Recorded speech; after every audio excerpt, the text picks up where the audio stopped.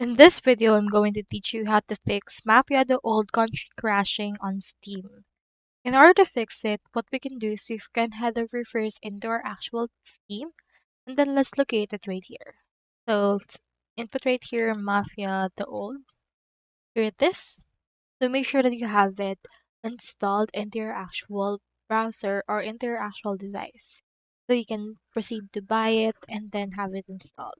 So if it's having some problems, what you can do is you can just head over right here to your library. And for example, this is our actual Mafia. You can right click on this, click on properties. From in there, you can head over right here and you can choose in here the launch options.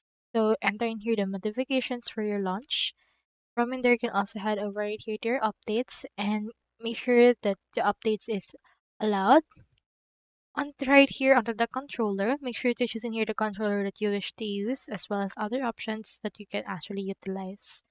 Now in there, you can also right click again and then make sure to manage it right there. You can also verify its file integrity, and from in there, you can also uninstall it and then reinstall it again. Don't worry because once you have purchased it, it will be added already into your library and you don't need to buy it again. So that's all there is today, and I hope this video helped you.